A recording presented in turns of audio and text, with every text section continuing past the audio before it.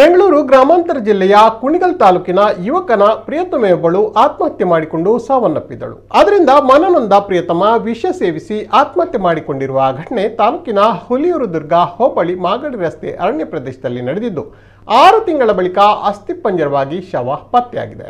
ಮೂಲತಃ ಕುಣಿಗಲ್ ತಾಲೂಕಿನ ಅರಮನೆ ಹೊನ್ನಮಾಚಾರಹಳ್ಳಿ ಗ್ರಾಮದ ಹಾಲಿ ಬೆಂಗಳೂರು ಸುಂಕದಕಟ್ಟೆ ನಿವಾಸಿ 28 ವರ್ಷದ ಸಂತೋಷ್, ಹುಲಿಯೂರು ದುರ್ಗ ಹೋಬಳಿ ಕೆಬ್ಬಳ್ಳಿ ಗ್ರಾಮದ 21 ವರ್ಷದ ಶಾಲಿನಿ ಪ್ರತ್ಯೇಕವಾಗಿ ಆತ್ಮಹತ್ಯೆ ಮಾಡಿಕೊಂಡ ಪ್ರೇಮಿಗಳು ಎಂದು ತಿಳಿದು ಬಂದಿದೆ.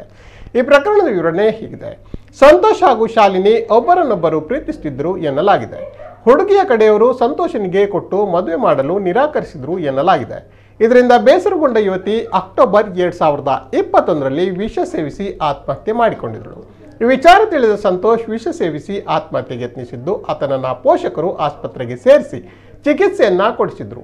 ಈ ಪ್ರಕರಣಕ್ಕೆ ಸಂಬಂಧಿಸಿದಂತೆ ಹುಲಿಯೂರು ದುರ್ಗ ಠಾಣೆಯಲ್ಲಿ ಪ್ರಕರಣ ದಾಖಲಾಗಿತ್ತು. ಸಂತೋಷ್ ತನ್ನ ಪ್ರಿಯತಮೆಯ ನೆನಪಿನಲ್ಲಿ ಹೊರಬರಲಾಗದೆ ನವೆಂಬರ್ 28ರಂದು ದ್ವಿಚಕ್ರ ವಾಹನದಲ್ಲಿ ಬೆಂಗಳೂರಿನಿಂದ ತನ್ನ ಸ್ವಗ್ರಾಮ ಅರಮನೆ ಹೊನ್ನಮಾಚಾರಹಳ್ಳಿಗೆ ಬಂದು ಬೆಂಗಳೂರಿಗೆ ವಾಪಸ್ ಹೋಗುವ ವೇಳೆ ಹುಲಿಯೂರು ದುರ್ಗ ದಟ್ಟಾರಣ್ಯದ ಪ್ರದೇಶದಲ್ಲಿ ಗಿಡಕ್ಕೆ ಹೊಡೆಯುವ ಔಷಧಿ ಸೇವಿಸಿ ಆತ್ಮಹತ್ಯೆ ಮಾಡಿಕೊಂಡಿದ್ದಾನೆಂದು ಪೊಲೀಸರು ತಿಳಿಸಿದ್ದಾರೆ.